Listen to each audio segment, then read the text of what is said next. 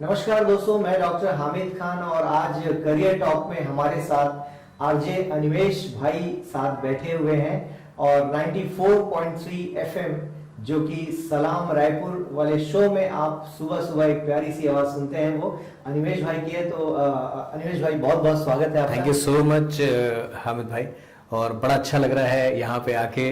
और एक तरीके से जो रेडियो का पोर्टफोलियो होता है कि बातें करनी होती है, तो यहाँ भी बात करने का मौका है। आपने बुलाया तो पहले तो मैं आपको शुक्रिया कहूँ और बहुत अच्छा लग रहा है। बहुत बहुत धन्यवाद अनिमेश भाई। मैं सबसे पहले जानना चाहूंगा कि यहाँ तक का जो सफर है वो तो अब लोगों को बहुत सफल दिखता है, लेकिन इसके पीछे एक संघर्ष भरी कहानी होगी।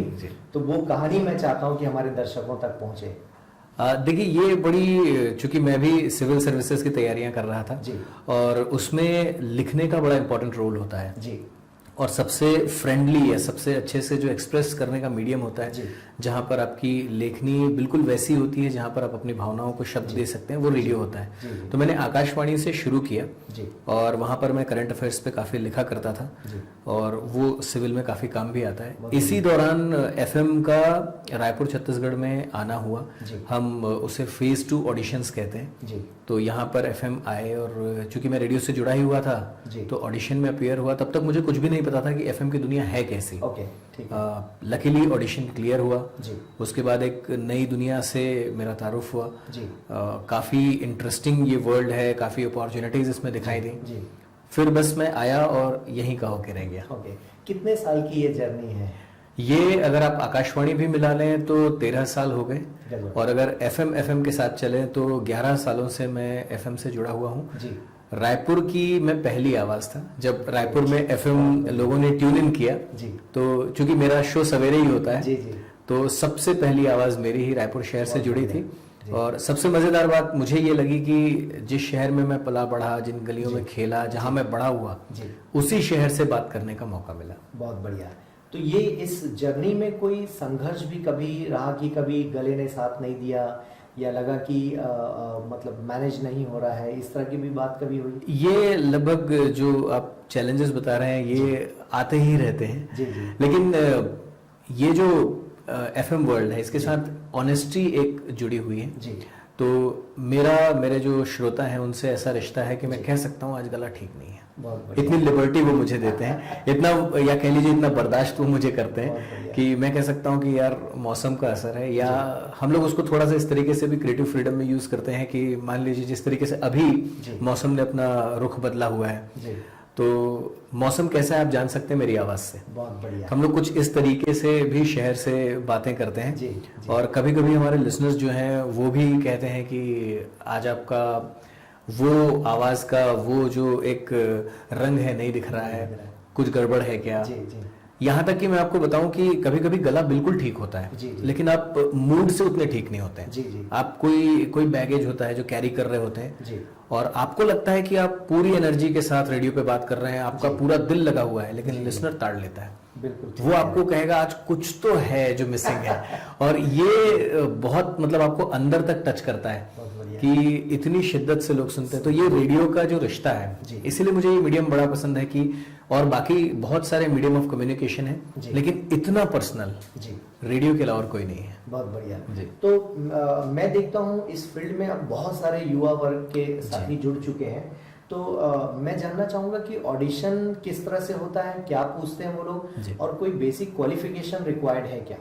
देखिए, आजकल बहुत सारी डिग्रीज और बहुत सारे डिप्लोमाज शुरू हो गए हैं। जब मैंने शुरू किया था उस वक्त कोई formal education particularly central India में नहीं थी, लेकिन अब बहुत अपॉर्चुनिटीज हैं और एक बहुत बड़ी दुनिया कम्युनिटी रेडियोस की भी डेवलप हो रही है। तो वहां पर भी बहुत अपॉर्चुनिटीज हैं और धीरे धीरे रेडियो का रोल बहुत बदला है। धीरे धीरे रेडियो ने एक जिम्मेदारी समझी है, जिम्मेदारी निभाने के लिए आगे आ रहे हैं। ऑडिशन में बेसिकली जो चीजें देखी जाती हैं, सबसे पहले आप ये, जैसा आज के दौर का एक सिनेरियो है कि आप कितने लोकल हो सकते हैं। रेडियो एक हाइपर लोकल मीडियम है। आप जितना अपने शहर को बेहतरी से जानते हैं और जितनी बेहतर ढंग से शहर के चैलेंजेस को आप आगे रख सकते हैं। क्योंकि अगर मैं अपनी बात करूं तो जब मैं सवेरे लोगों से जुड़ता हूं तो मेरे जो एकमात्र रिस्पॉन्सिबिलिटी सेक्टर का जो काम है वो ये है कि मैं शहर का मूड बनाऊं कि आज आप दिन की शुरुआत जो कर रहे हैं बहुत बढ़िया। वो आपकी बहुत पॉजिटिव हो। या इसे मैं दूसरे टर्म में अगर कहूँ तो अगर आप टेस्ट मैच की जबान में देखें तो जो पहला सेशन होता है, जो टोन मैच का सेट करता है, वो जिम्मेदारी आपके ऊपर होती है। शहर बहुत सारे दौर से गुजर सकता है, कभी शहर में हादसे हुए रहते हैं, कभी शहर में परेशानियां होती हैं, उस बीच एक पॉजिटिविटी आपको इम्बाइब करनी होती है।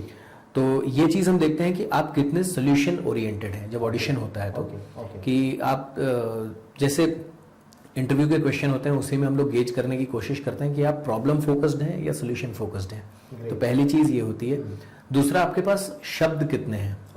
कभी कभी होता है कि आपके जो विचार हैं बहुत पॉजिटिव हैं लेकिन शब्द जो है वो प्रॉपर नहीं मिल पा रहे हैं, तो वो होते हैं।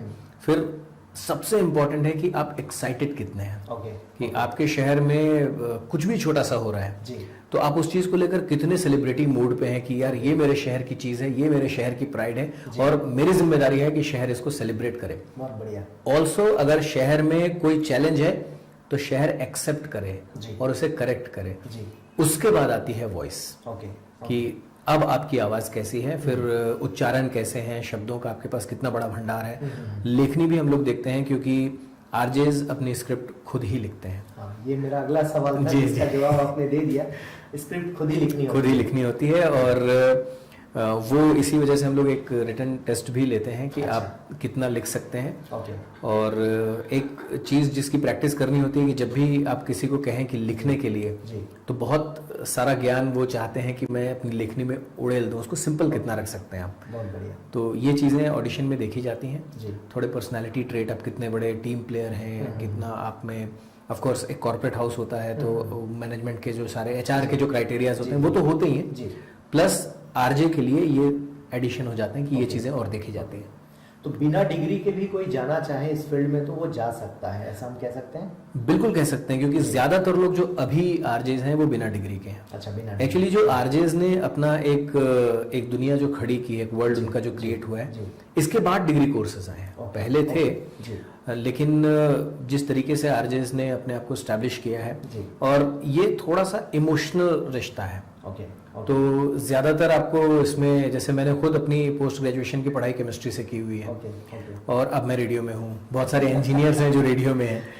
बहुत कम आपको ऐसे मिलेंगे जो जर्नलिज्म पढ़ने के बाद रेडियो में आए हुए हैं। लेकिन अब धीरे धीरे शुरुआत हो रही है, एक फॉर्मल ट्रेनिंग हो रही है उनकी, जो कि अच्छा बात है। अलावा उसके एक ये भी है कि आप इंटर्नशिप के जरिए भी रेडियो को सीख सकते हैं। क्योंकि बहुत सारे लोग ये मानते हैं कि अच्छा 3 घंटे या 4 घंटे का शो है और थोड़ा नेम फेम भी मिल जाता है, बस इतना ही है। लेकिन जब आप एंट्री करते हैं तो समझ में आता है कि ये तो एक प्रॉपर जॉब है, आपकी और भी रिस्पॉन्सिबिलिटीज हैं और आपसे और भी कुछ अपेक्षाएं होती हैं और आपको प्रॉपर एक 8 से 9 घंटे का टाइम डेडिकेट करना पड़ता है और वो भी आपका पूरा पोर्टफोलियो एक तरीके से डिसाइडेड होता है कि 8 से 9 घंटे में आप क्या करेंगे। और सबसे बड़ा सवाल ये रहता है कि हर सवेरे उठ के नया क्या करें, क्योंकि एक आरजे का बड़ा चैलेंज क्या होता है कि खबरें वही हैं। आप प्राइम टाइम 9 बजे का देख चुके हैं, आप उस खबर का A to Z जानते हैं। सवेरे मेरे आने से पहले अखबार आपके पास पहुंच गया है, उसमें भी वही खबर है, उसका भी A to Z आपने पढ़ लिया है गर्मा गर्म चाय के साथ। फिर मैं बोलना शुरू कर रहा हूँ, मतलब आप पूरी तरह से इन्फॉर्म्ड हैं और फिर आप अब मैं वही चीज आपको बता रहा हूँ। तो मेरी जिम्मेदारी ये बनती है कि मैं आपको कुछ तो ऐसा बताऊं जिसके लिए आप मुझे ट्यून इन करें। तो आज रेडियो का जो कंपटीशन है वर्सेस रेडियो नहीं है, versus TV, versus WhatsApp, versus Instagram, versus Facebook, सबसे है। जी, बहुत बढ़िया। अच्छा, दिन की तैयारी कुछ करनी होती है, जैसे आपका show I think 7 o'clock start होता है जी, तो 7 o'clock इट मींस आपको एटलीस्ट 5 बजे तो 5 बजे उठना पड़ता है जी। किसी भी हाल में, चाहे रात में शादी में गया हूँ, पार्टी में गया हूँ, किसी भी बिकॉज जिम्मेदारी तो जिम्मेदारी है, उससे बिल्कुल 1 मिनट भी इधर उधर नहीं हो सकते। तो वो मैनेजमेंट कैसे होता है? बिकॉज कई लोग होंगे कि रात भर डीजे के सामने डांस कर रहे हैं या एंजॉय कर रहे हैं, तो ऐसे हालात में आपको डिसिप्लिन शायद ज्यादा मेंटेन करना होता होगा। हाँ, मतलब आपका टाइम जो है वो फिक्स्ड है।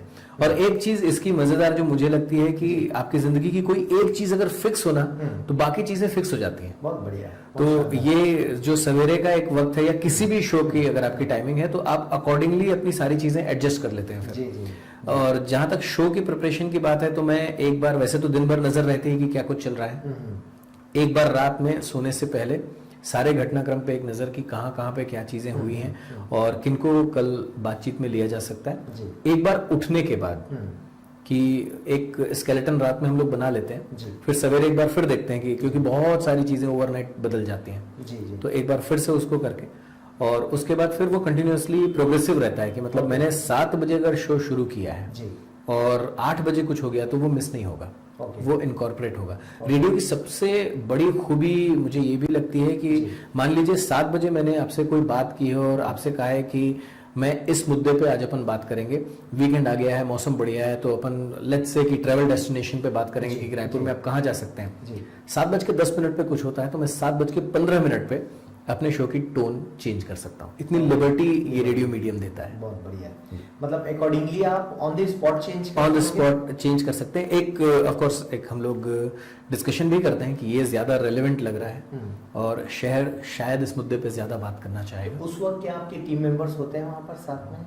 हाँ, आजकल तो डिजिटली चीजें कोऑर्डिनेट हो जाती हैं, लेकिन हाँ ये है कि सवेरे से एक आप शो पे बात कर रहे होते हैं और एक बैकग्राउंड में कहानी चल रही होती है कि ये ठीक है कि ये ठीक है।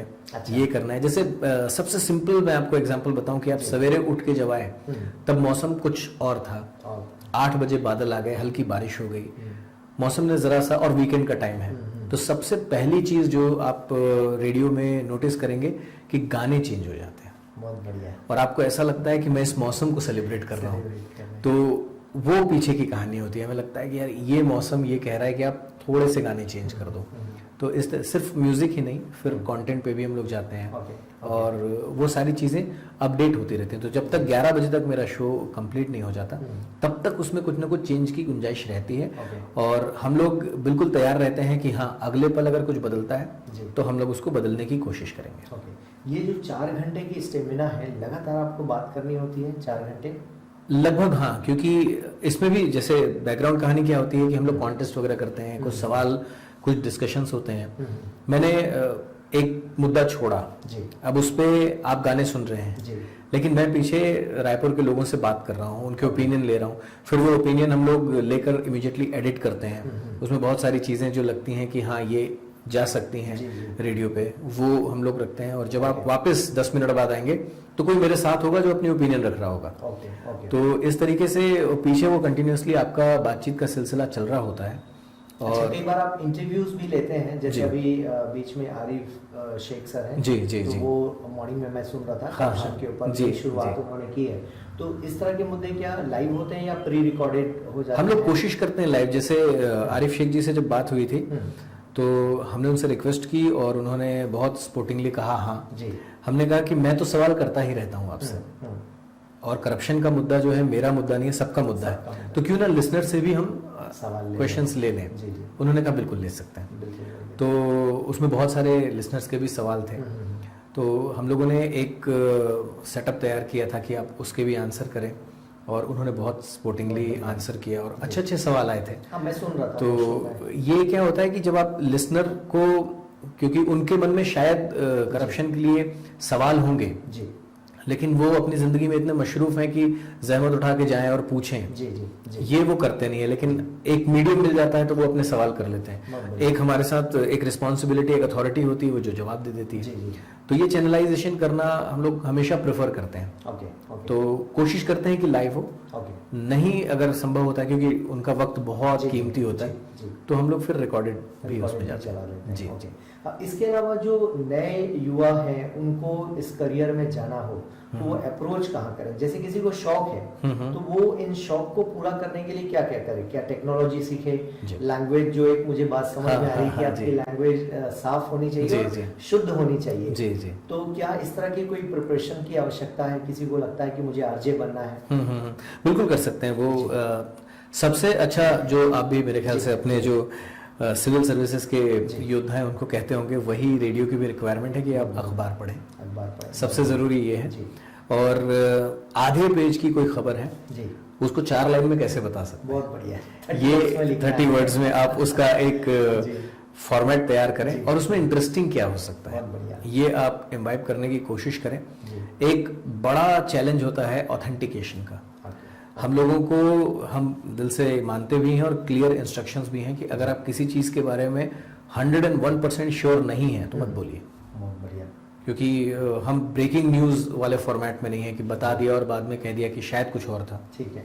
तो हम इत्मीनान लेकर उस फैक्ट एंड फिगर्स को इंटरेस्टिंगली कैसे प्रेजेंट कर सकते हैं। बहुत बढ़िया। और आरजे के साथ एक आप कह लीजिए एडवांटेज भी होता जी। है और चैलेंज भी होता है कि आपके जैसे मेरे शो में बॉलीवुड भी होता है, स्पोर्ट्स भी होता है, लोकल भी होता है, पॉलिटिक्स भी होता है, एडमिनिस्ट्रेशन भी होता है, बिजनेस भी होता है। बहुत बढ़िया।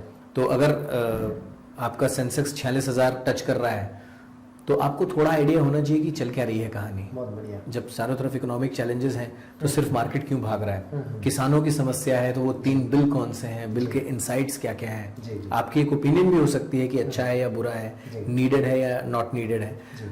लेकिन आप कितने बैलेंस्ड रह सकते हैं। जी। एक वो रहता है, फिर बॉलीवुड भी है, जी जी। तो आपको थोड़ा थोड़ा सबका पता होना चाहिए। जी, जी। और चूंकि आप रेडियो पे हैं तो थोड़ा नॉवेल्टी पता होना चाहिए, क्योंकि जितना छपा है वो तो आप जानते हैं, जी जी। मेरी कहानी उसके बाद शुरू होती है। ठीक है। तो हम लोग कोशिश करते हैं कि अगर मैं लोकल मुद्दों की बात करूं जी तो कंसर्न अथॉरिटी अगर मेरे साथ है तो वो सबसे बड़ा ऑथेंटिकेशन है। जी।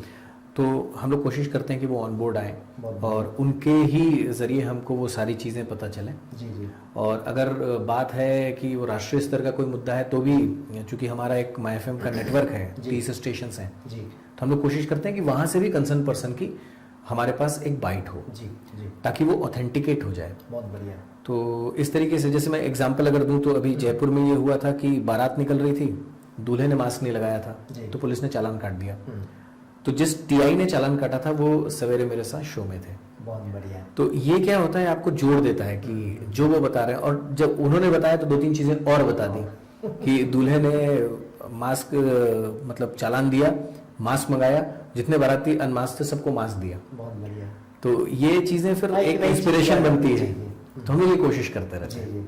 तो हमारी बातचीत थी कि रिक्वायर्ड क्या क्या है, तो आपने कहा अखबार, करंट अफेयर्स, हाँ। नॉलेज होना चाहिए। भाषा पर कोई और अलग से काम की भाषा जरूरत के है? लिए देखिए सबसे अच्छा जी। एक जो तरीका होता है कि आप, चूंकि हम क्या करते हैं कि जो इनपुट होता है वही हमारा आउटपुट होता है। बहुत बढ़िया। तो जितना हम सुनते हैं उतना ही हम, आजकल तो पॉडकास्ट बहुत अवेलेबल हैं तो आप सुन सकते हैं, और सारे फॉर्मेट सुनिए। अगर आप कहानियां सुन रहे हैं या बहुत सारी जो लिटरेचर की चीज़ें पॉडकास्ट पे अवेलेबल हैं वो सुन रहे हैं, ड्रामा सुन रहे हैं, तो आप मॉड्यूलेशन सीखते हैं उससे। कौन सी चीज़ को किस तरीके से प्रेजेंट करना है। अगर इमोशनल मुद्दा है तो आपकी टोन कैसी होगी, अगर इंडिया ने मैच जीता है तो आपकी टोन कैसी होगी, तो ये एक हेल्प करता है। दूसरा, खुद के लिए आप ये कर सकते हैं कि आप एक जो हेडफोन होता है वो लगाएं, उसे बंद रहने दें, और उसके बाद अखबार हो, मैगजीन हो, जो भी आप पढ़ रहे हैं उसको जोर से बोल के पढ़ें। तो आप अपने आप को बहुत क्लियर सुन पाएंगे। आजकल तो काफी फैसिलिटी है कि आप खुद को रिकॉर्ड कर लें और बाद में सुने।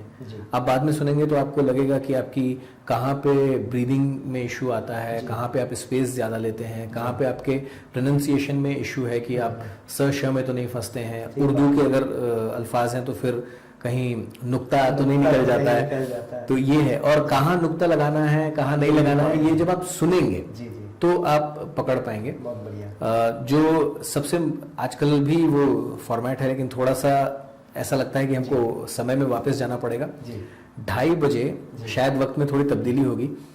आकाशवाणी में हिंदी न्यूज आती है, उसके ठीक पीछे इंग्लिश की न्यूज आती है। वो बैक टू बैक अगर आप सुने तो आपको करंट अफेयर्स भी मिल जाता है और उनके प्रोनाउंसिएशन एकदम सही होते हैं। तो वो बाकी टोनैलिटी पे आप काम कर सकते हैं, वो आप पॉडकास्ट से सीख सकते हैं। आप अलग अलग चीज़ों को अलग अलग अंदाज में प्रेजेंट कर सकते हैं। इसका एक और पर्सनैलिटी चेक हम कहते हैं कि अगर मान लीजिए कोई मुद्दा है, उस पर आप एक कोई पर्सनैलिटी पकड़ लीजिए कि इस पे अगर स्पोर्ट्समैन बोलेगा तो कैसे बोलेगा, अगर कॉमेडियन बोलेगा तो कैसे बोलेगा, न्यूज एंकर बोलेगा। न्यूज एंकर्स की भी आजकल बड़ी वैरायटी है, तो एक पर्टिकुलर न्यूज एंकर बोलेगा तो क्या बोलेगा, दूसरा बोलेगा तो क्या बोलेगा। तो इससे आपकी टोनैलिटी सेट होती है, तो आप थोड़े वेरिएशंस अपनी आवाज में लेकर आ सकते हैं। तो ये प्रैक्टिसेस आपकी आवाज के लिए काफी मददगार होंगे।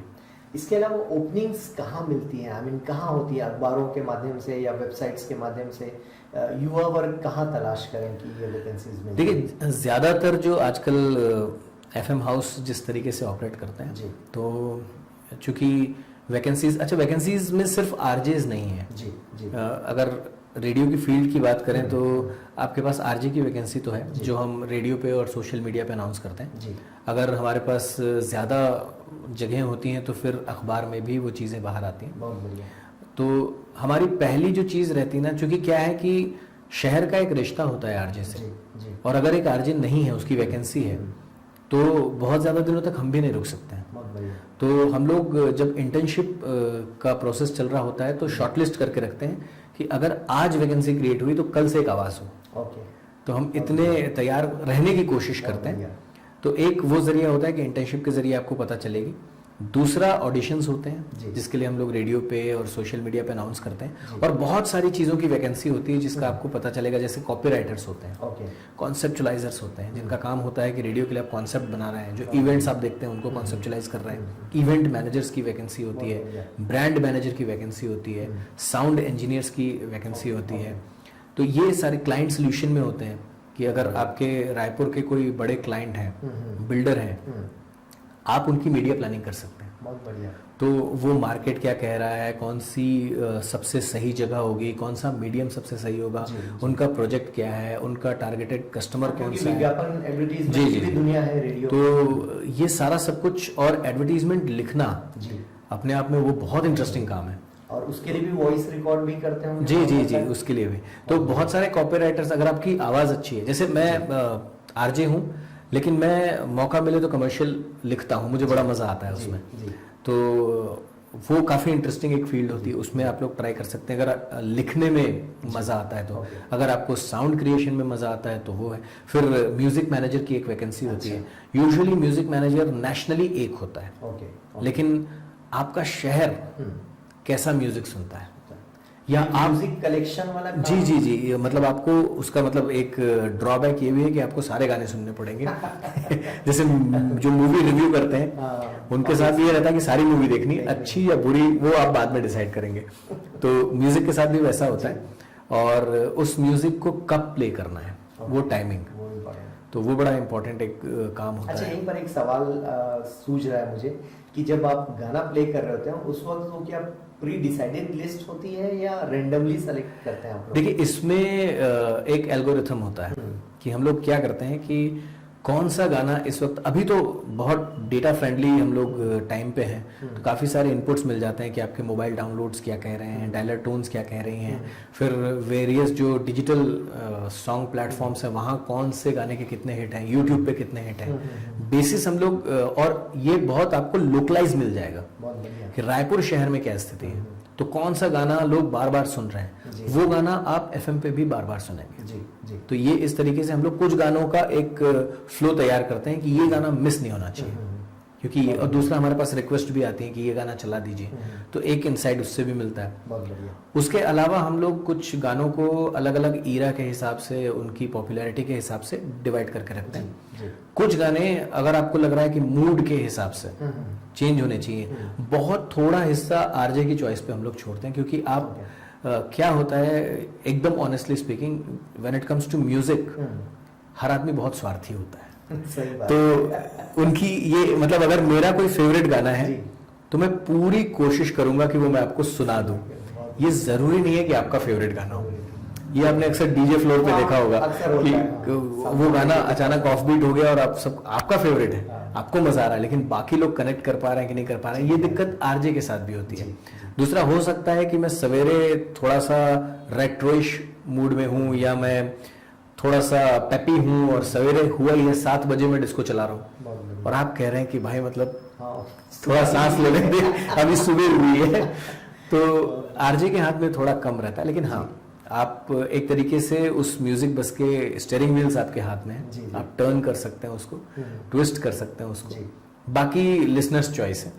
माय एफएम तो पर्टिकुलरली बिलीव करता है कि जो लिसनर बोलेगा वो हम बजाएंगे। तो आप बिल्कुल अपनी चॉइस बता सकते हैं, गाने रिक्वेस्ट कर सकते हैं। गाने रिक्वेस्ट करना एक बहुत, हमको लगता है कि जो बहुत लिसनर से कनेक्ट देता है, अपनी पसंद का गाना सुनना, अपनी पसंद का गाना किसी के लिए सुनना, तो इन चीज़ों से भी हमको एक इंसाइट मिलता है कि कैसे गाने लोग सुनना चाह रहे हैं। रेडियो में एक और दुनिया मैंने देखी है कि लोग बहुत पर्सनल क्वेश्चंस भी पूछते हैं, तो ये जो एक लिंक जो बैठता है आरजे के साथ, मुझे जी। लगता है बहुत इंपॉर्टेंट है ये रिश्ता। हाँ, हाँ। और क्योंकि लोग बहुत इमोशनल भी हो जाते हैं, मैंने रोने की आवाज़ भी सुनी जी, है। जी। जो लिसनर्स हैं वो कई बार अपनी भावनाओं में, जी। तो ये एक बड़ी अच्छी बात है, मुझे लगता है लोगों को समाधान चाहिए। क्या कोई ऐसी घटना कभी घटी है जिसमें आप बिल्कुल परेशान हो गए होंगे सामने वाले की प्रॉब्लम सुनकर, ऐसा कभी मौका आया? कभी कभी आपको ऐसा लगता है जी। कि आप इसका क्या सोल्यूशन बताएंगे। जी सवाल ही ऐसे आ जाते हैं जी जी कि आप बिल्कुल असमंजस में फंस जाते हैं कि अब इसका करें तो करें क्या। जैसे मुझे एक फादर का कॉल आया था जी और उनकी बेटी थी जो एक डॉटर फादर जो रिफ्ट होता है वो जी, जी। फेस कर रहे थे, सुनती नहीं थी और उसने घर छोड़ दिया था। ओह, अब वो कहते हैं आप समझाओ। ओके, तो पहली चीज तो ये कि इतना ट्रस्ट सही बात। कि उनकी बेटी मेरी बात सुनेगी, सही बात। ये वो मान के चल रहे हैं। और दूसरा जब समझाने पे आया तो मैं समझाऊं क्या कि मैं क्या बोलूं। तो ये होता है, लेकिन कभी कभी जो ऊपर वाला होता है आपको एक मीडियम बना देता है कि आप कहते हैं और शायद चीज़ें ठीक हो जाती ठीक कह रहे हैं। हैं। और इम्पोर्टेंटली ये रहता है कि जब हम रिश्तों में होते हैं या दोस्ती में होते हैं या किसी रिलेशन में होते हैं जी तो एक दूसरे को इसलिए नहीं सुन पाते क्योंकि ईगो बीच में आ जाता है।